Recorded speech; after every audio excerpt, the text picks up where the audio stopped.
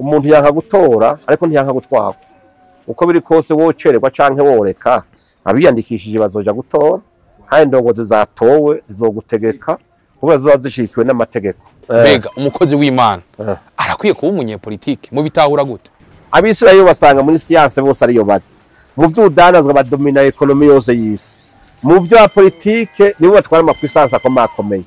None twebwe nimba ariyo Mana dukorera cyane dusenga wewe nka wewe uvuga ngo ntibobijamo bari muri politike icaha nico kibi ugikorera muri societe civile wikorera muri politike wikora atana hamwe uri icaha imbere y'Imana kiguma gisa. Nuko uno musi nyakubahwa Apotre Mbayahaga nivyo mwazindukiye ngaha mu bikorwa ariko vyongeye mu bikorwa vyinshi mwakoze twabonye mwakoze igikorwa cyo kwiyandikisha kugira ngo muzoshobore gutora mu matora 2025 kubera iki gushima kuza ngaha bifise intumberi yahe? Bo bwa mbere hoho je ne humvuka kandi umuntu akwiye gutora abazi uko mu bisanzwe iyo gutora ugatora butazi usaba usanga utoye nabi. Rero kubera tuba tuvuka ngaha nabitoza babarabino tuba tubazi nico gihe rero tuza kwiyandikisha ngaha ubwa tuzoze gutora hanyuma iki naco tuze no gufashanya n'abandi mu guhimiriza kubera usanga hariho amajwi amwamwe aturuka hirya no hino abantu ntibumve gutora yuko witora indongo zifise agaciro basanga bamwe ntibagiye gutora. Twero ngaha ku misozi y'iwacu twamatuza kugira ntege n'umwe asigara kandi kenshi iyo twavuganye no gutora turavuganye nyene Mbayahaga ari ngaha ntari kariya bamaze ariko araduha yampanuro kandi bayumvise kutajya kwiyandikisha impera n'imperuka bizokugaruka ubwo ni bwabo bwabari.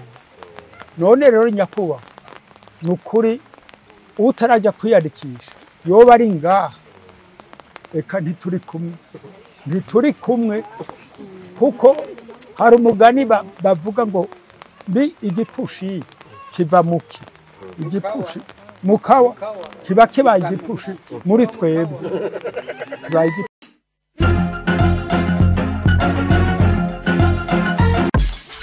Woba wifuza kwambara igitambara kizima gikomeye karite nziza kandi gukabe ikatavuna Magazine Robot Happy yaje hageze sezira kwambara za mpuzu zicuyagurika zitaramba ziguma zitagurika zama zitabuka ku buryo zungu ubucuti n'umutayeri. Dufise amatisi y'ubwoko bwose iz'abagabo n'iz'abagore. Iz'abagabo turafise za lemukunda amajinsi amakarkar amareyo amavelu n'izindi z'ubwoko butandukanye ziyobeye kandi zimeze neza.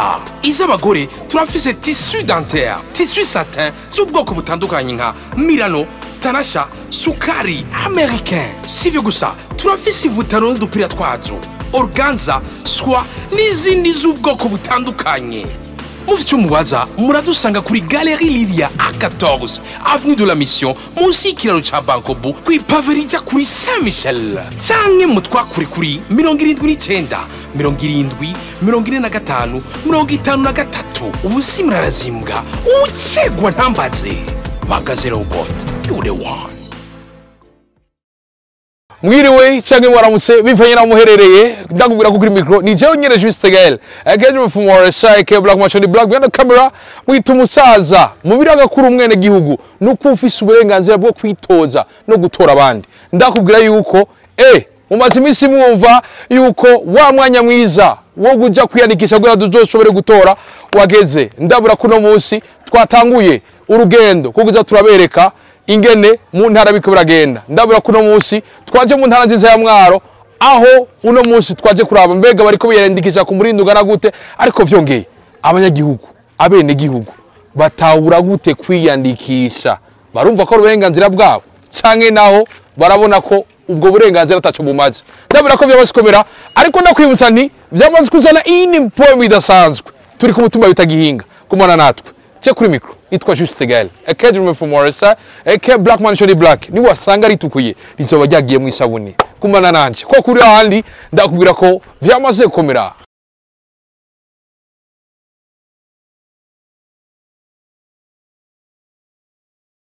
Mu bisanzwe hoho ukuzaho manje muhira uye niwe mama dusigaranye ngaha kuri uwo musozi wacu nta na rimwe nza gushaka kurya kuza kumuramutsa kandi abatuvukana bose aba bose ubona inyuma aha twamasha duhurira muri uru rugo hanyuma turaduhuriraho kugira ngo twumvikane ingene tugendana mu bintu bimwe bimwe. None umunsi rero twari twavuganye yuko no munsi tuza kandi tukaja kwiyandikisha twese. Rero no munsi ni vyiza yuko kuko rega gahenda kubwira mu bisanzwe iyo umuntu ari umukristo ntakunda igihugu ciwe hanyuma ugasanga ntashashoboye kugifasha mu migambi itandukanye gutyoye hama ntagamburukira inzego kuko iri sango twarihawe na nyine cyubahiro kuko niwe ahamagara abantu kuja gutora. Uwo mukristo mu bisanzwe nta nijuru azobajamo kuko abako icyorongora abandi bose n'urukundo nuko tuba hamwe tugafashanya muri byo dushoboye hanyuma tukaza turaryanira akara dukeburana mu bintu bimwe bimwe. Rero igihe cyose hageze mwene bibiringo niko twama tubigenza. Saha honyene no kuyindi misozi ngaho duha tujayo hari abantu nyene b'inshuti tukababwira tuti ibintu bikwiye kugenda gutya na gutya kandi ugasanga ijambo twayaze nyene turaripfunditse. Hari imigani ibiri ukiza kizi wabo no ukiza kiri wabo akize wabo nakurikije uwo wa mbere kweli wa mbere nuko uno munsi nyakubahwa Apotre Isidore Mbayahaga nivyo mwazindukiye ngaha mu bikorwa ariko vyongeye mu bikorwa byinshi mwakoze twabonye mwakoze igikorwa cyo kwiyandikisha kugira ngo muzoshobore gutora mu matora 2025 kubera iki gushima kuza ngaha bifise intumberi yahe? Bwa mbere hoho jene humvuka kandi umuntu akwiye gutora abazi uko mu bisanzwe iyo gutora ugatora butazi usaba usanga utoye nabi. Rero kubera tuba tuvuka ngaha nabitoza babara bintu tuba tubazi nico gihe rero tuza kwiyandikisha ngaha ubwa tuzo gutora hanyuma iki naco tuze no gufashanya n'abandi mu guhimiriza kubera usanga hariho amajwi amwamwe aturuka hirya no hino abantu ntibumve gutora yuko witora indongozi zifise agaciro ugasanga bamwe bamwe ntibagiye gutora. Twero ngaha ku misozi yiwacu twama tuza kugira ntege n'umwe asigara kandi kenshi iyo twavuganye no gutora turavuganye ngene dutora. Iyo tuvuyeho kandi tuza turazinduka cyane ngaha ane byakunda ugasanga barabatumye nko kuza kwa ariko birabera ino muzosanga twebwe sizere mu akazu k'amatora kuri umutumbi wacu twebwe abakinya inzoga batarakizwa inzoga y'impeke yajumvye ihera saa 2 twebwe baheza gutora sizere bagaca bizira hanyuma ugasanga bagenda ku bikorwa byindi by'iterambere icyo bikorwa bagikuye mu nzira hakiri kare. Nuko muriko murakora ibikorwa vyiza nk'ibi ariko mankeneye kumenya twabonye muriko muriyandikisha mwasanze uko umugambi wahora wumvuga kera nuba ariko bimeze nimba atari ko bimeze mwibaza ko ari kubera iki? Ubwa mbere hoho nibaza yuko twebwe ibiharuro biri mu gihugu ntavyo twomenya mwa kuri iyi misozi yiwacu ngaha nk'akaroro ho ngaha n'aba turi kumwe urabona yuko benshi tutahuriyeyo mugabo kuva bigitangwa twari twajyanye akara turavugana yuko abantu bose baje kwiyandikisha nikimenya amenya nibaza yuko barabikoze kuko nibaza yuko mubikeneye kubibona nababwira udafise agapapuro no munsi ntatwicaramo rero nico gituma reka ndabasaye banatubereke washaka ngira baratufise neza cyane ngaka bose baradufise rero urumva twebwe tubaza yuko nuko twasanze byifashe twebwe turabishima ngaha kubera uko biri kose twebwe uko byahora bigenda niko biriko biragenda hama tugatera kamo yuko abataragenda bagifise udukorwa cyane bakirati umwanya uracariho nico gituma no munsi ataki dukora turabanyagaza mu mihana kugira bose ejo bazoye bahejeje kwiyandikisha. Turi mu gihe abanyepolitiki ari benshi ariko iyo hageze amatora kenshi na kenshi uretse mwebwe badushinga intaye ko mwama muza ngaha uhora usanga benshi bibuka iwabo iyo hageze kwitoza bankene kumenya ivyo birashika mukabimenya nimba mubimenya mubahanura iki? Twebwe ntacyo tubahanura kirekire iyo hageze gutora turitonda uwaje n'utaje turamenya ngene tubagenzereza bose nico gituma kenshi mu gutora twenga hane dukunda kwihenda dutora uwo tuzi n'uwo twakurikiranye dutora uwo tubona yagize imigambi tubona umuntu azocira inzira abandi mu gutera imbere. Ivyo rero twe nta kibazo mwogira nta makenga mwogira hano iwacu uko tuzobigenza turakuze twarabivuganye yego turindira isango kigera gusa neza cyane turacari ngaha turindiye kwisanga igera musanzwe muri apotre ariko vyongeye murabona ko no munsi mwaje kugira ngo mushobore kwitoza nako kugira ngo mushobore kuronka uburenganzira bwo kuzotora bakereye kumenya tuvuge ko apotre Mbayahaga ari umunyepolitike oya ubwa mbere ho ntihatora umunyepolitike hatora umuntu wese w'umwene gihugu umwene gihugu no kuvuga yuko afise uburenganzira bwo kwitorera indongozi yiwe ubwo burenganzira rero abandi bafise apotre cyari imirimo y'Imana ntibimwambura ubwo burenganzira ndabugumana kandi ico meya coco mu ngabire Imana itanga igihugu kirimo iyo iguhaye umuryango iguha n'igihugu igihugu rero uteza kugira ico ukoze kugira ngo ugire uruhara mu iterambere ryacu ndetse no kugwanira kigwanira nizwe izo nyigisho tweze kwe duhagarara ko tukudisha abantu igihugu iyo umuntu akunze wabo agakunda igihugu agakunda indongozi ari umurongo mwiza w'ijambo ry'Imana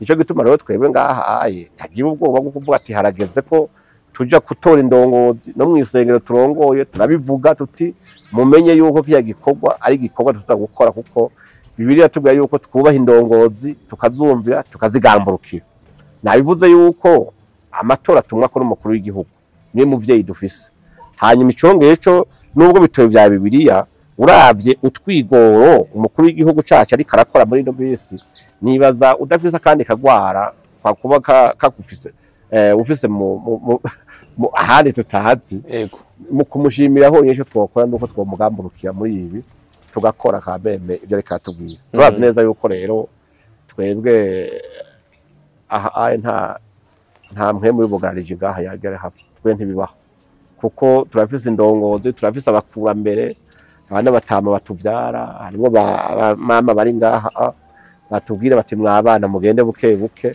mugamburukire abarongozi niko vyamye kuva kera muri ico gihe rero twibaza yuko rero uri umukozi w'Imana ntuhimiriza abantu kuja gutora no kugamburukira indongozi nibaza yuko hariho mu vyujejwe biba biriko birakunanira kuko iyo igihugu kidatunganije neza canke ngo kigire indongozi no kugurura ishenga cyo gusengera ku mugaragaro mu mahoro biragoye murabizi yuko iyo amatora atabaye cyangwa kononekara murazi yuko hama haba ibintu bindi bitera umutekano muke cyo bituma rero twebwe rero abaremesha amahoro tubabwira tuti munyaruke hakiri kare isango bayibahaye mugende hanyuma mukore uko uburenganzira bwanyu bubibaha muheze mutora indongozi mwisunze akamaro mubona izo bamarira canke ico yamaze ni ukuri twe tubigenza nico gituma tutatinya ko duca ku misozi yose mu nshuti no mu bagenzi tuti kudatora kutagamburukira indongozi ni icaha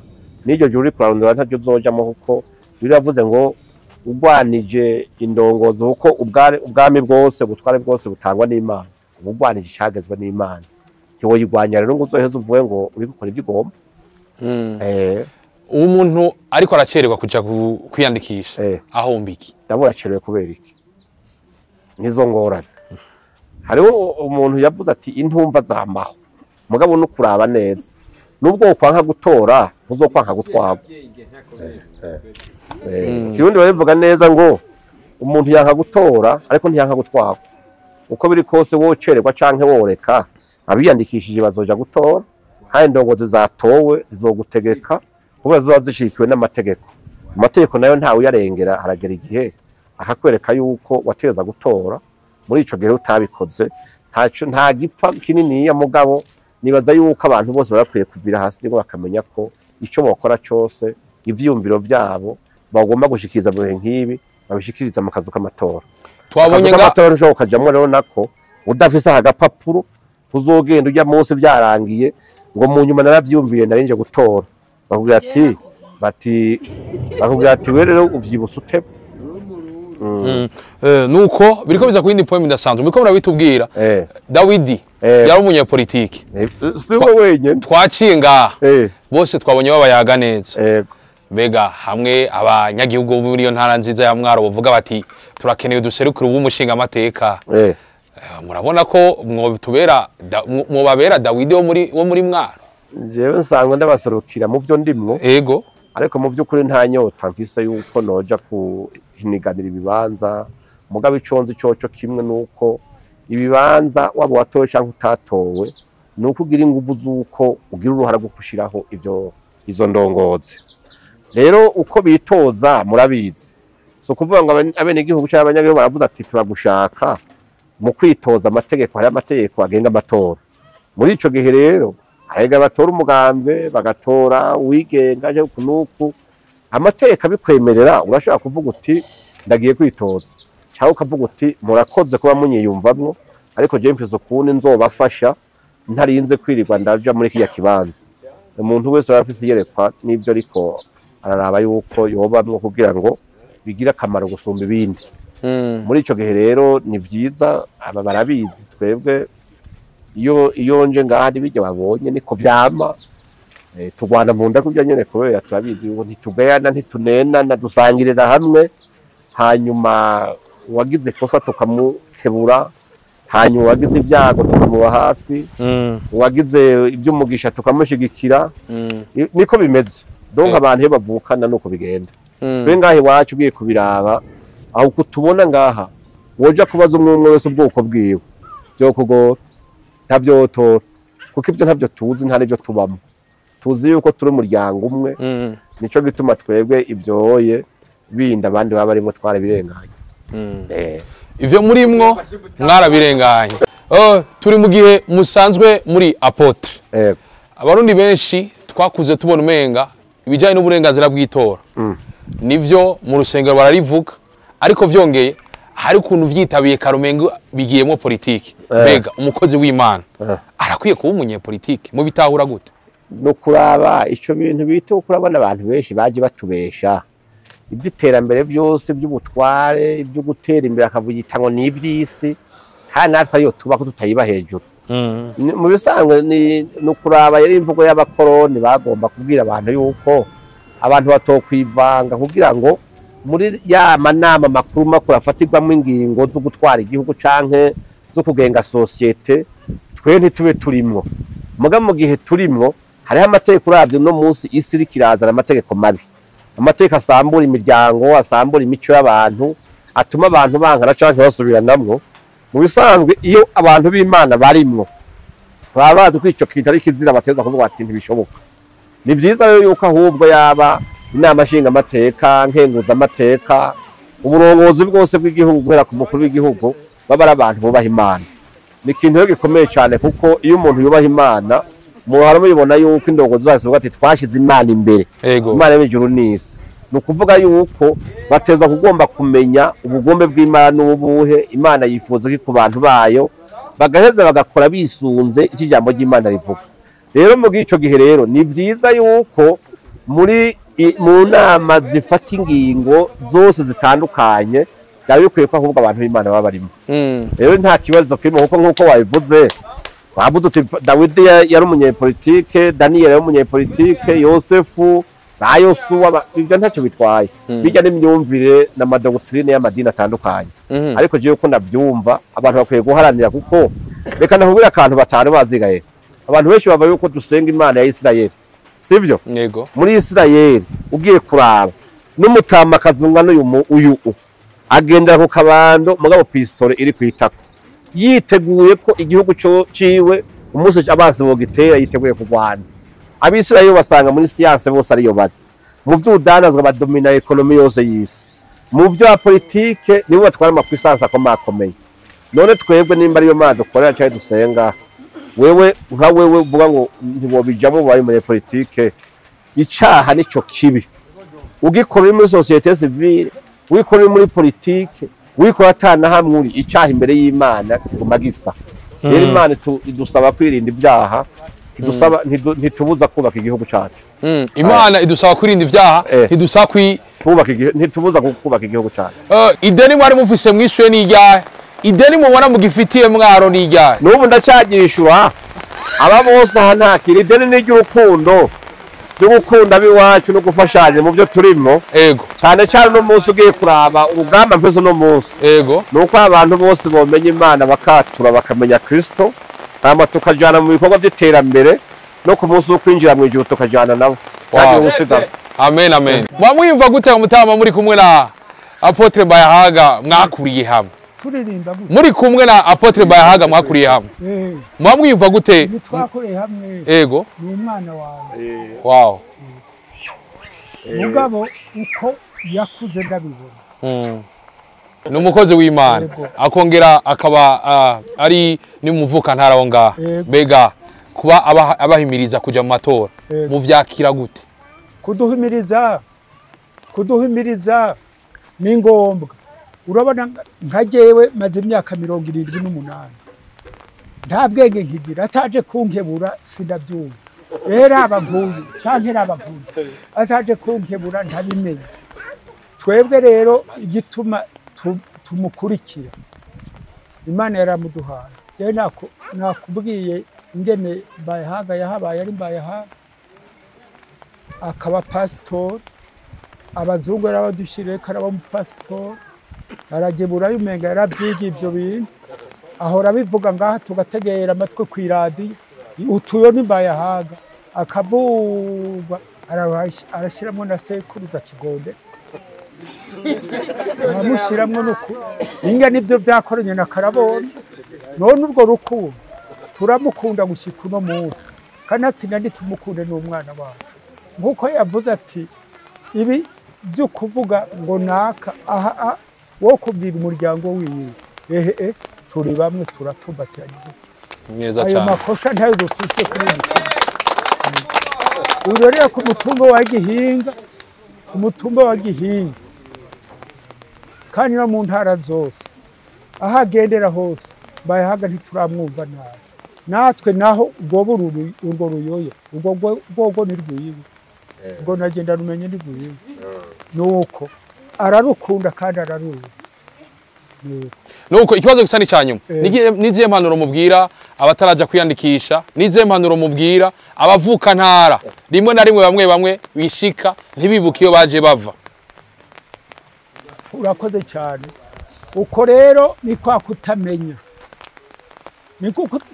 ni kwa kutamenya Mbayahaga ari ngaha ntari kariyamamaza ariko araduha yampanuro kandi bayumvise kutajya kwiyandikisha impera n'imperuka bizokugarukako ubwo ni bwabo bw'abareba none rero nyakuba nukuri utarajya kwiyandikisha yoba ari ngaha reka ntituri kumwe kuko hari umugani bavuga ngo mbi igipushi kiva muki igipushi mukawa kiba kibaye igipushi muri twebwe kibaye igipushi turi mu gihe wewe uburenganzira bwiwe yamaze kubukoresha neza mbega nawe wariyandikije kugira ngo ushobore gutora ego nakaye kamumutera abataraja kwiyandikisha ego mu bisanzwe jewe nsanzwe ndumutwari yo ngaha anye mu ntwaro akagacimbiri kagitwa ngaha anye ego mu bisanzwe nejo mu masengero bamye basemerera baravuga yuko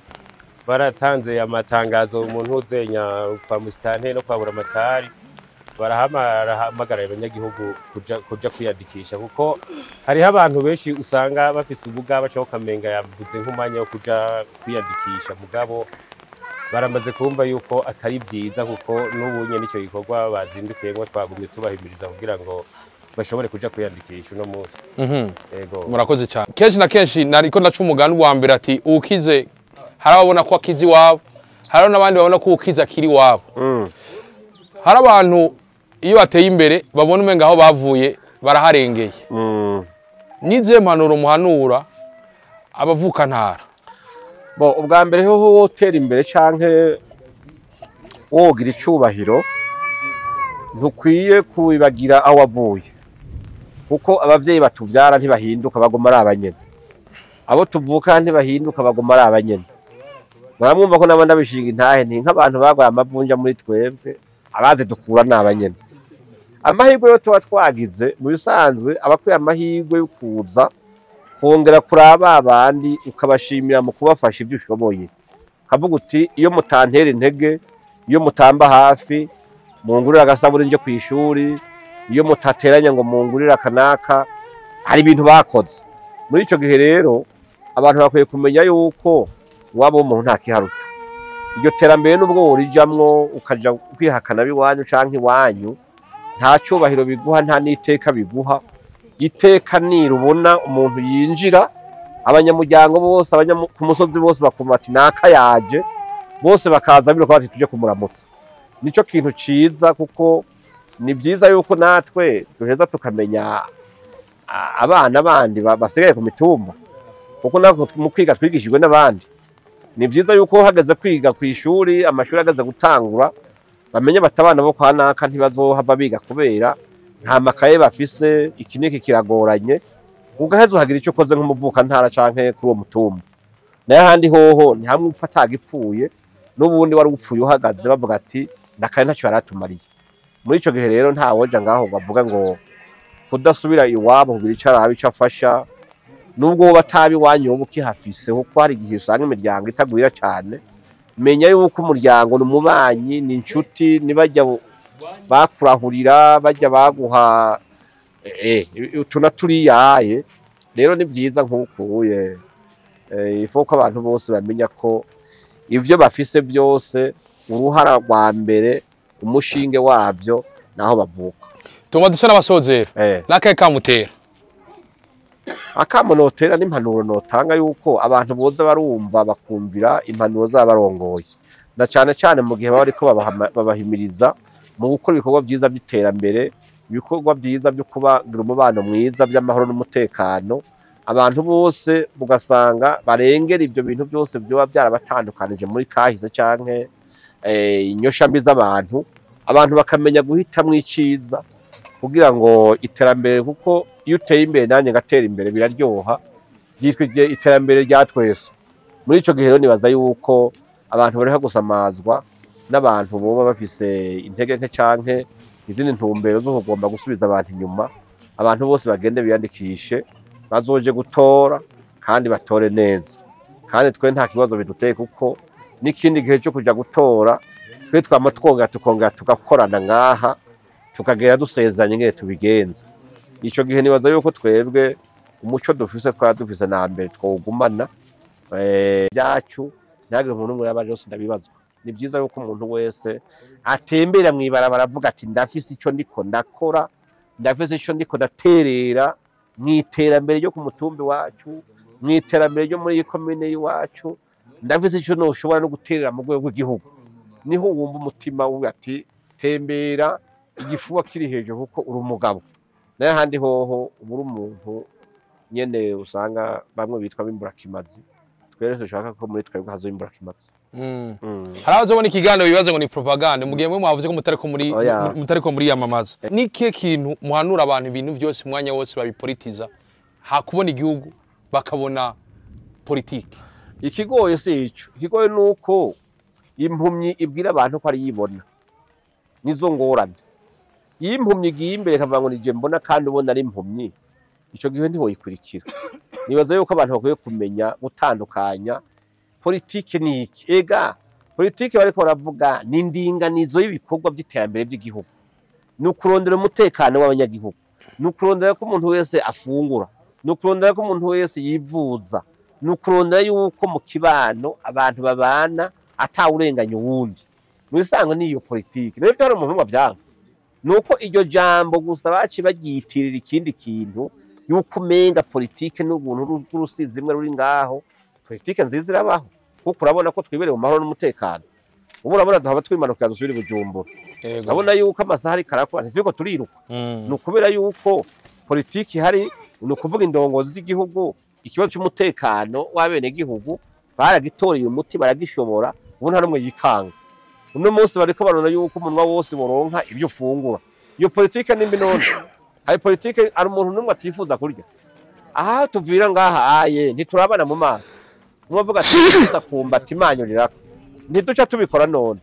None umuntu akwifuriza kubaho neza, akwifuriza kurya, akwifuriza gutemberana amafaranga, akwifuriza yuko uba mu gihugu gifise iteka, aho uzorengana bakavuga ati nikiyari gihugu giteye imbere nkuko tubona ibindi.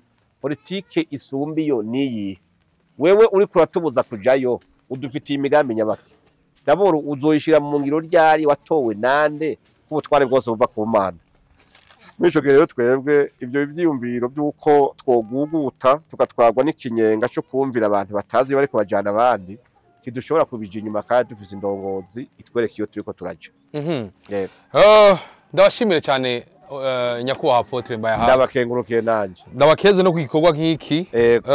Na cyane ko muriko mukora neza cyane mu guhimiriza abantu kugira ngo igikorwa nk'iki kibandanye neza na cyane ko ari uburenganzira bw'umwene gihugu.